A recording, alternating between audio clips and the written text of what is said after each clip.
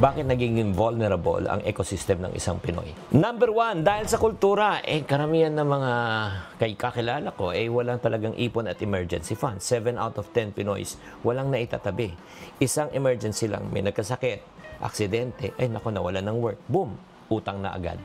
Kaya nga, very important po na mag-build tayo kahit na pa 20, 50 isang araw. Pangalawa, yung tulong at padala culture. Walang boundaries. Halip na ika nga magtabi na para sa sarili lahat na ipapadala. Walang naiiwan. Ayaw mapahiya. Di ba para walang masabing mga kamag-anak? Okay lang na magpadala, pero magpadala ka na talagang may plano ka para sa sarili mo.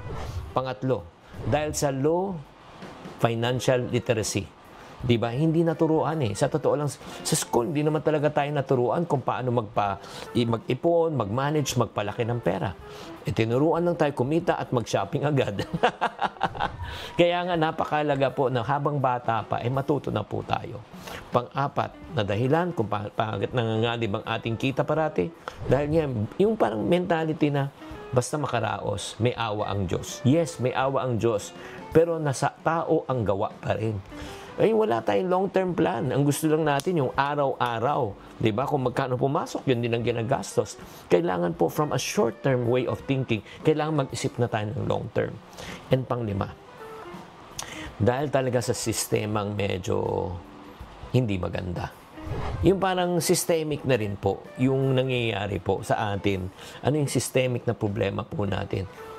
Maliban pa sa maliit na sweldo, minsan wala pa tayong disiplina. Would you agree? Wala tayong money management system. Hindi tayo marunong mag-budget. Hindi tayo marunong mag-ipon. Hindi tayo marunong mag-invest at magpalago ng pera. Kaya anong ending? Mabilis maubos at nangungutang pa. Kaya nga, bakit nga ba vulnerable ang mga Pinoy? Number one, walang ipon. Laging tumutulong. Kulang sa kaalaman. Short-term mag-isip at mali ang sistema. Pero alam mo, meron tayong pag-asa na magbago.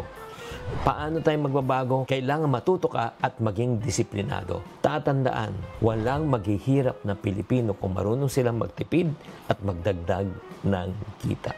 Sana nakatulong tong episode na ito. Parati nating tatandaan, tamang karunungan, tamang disiplina po ang susi sa pagyaman.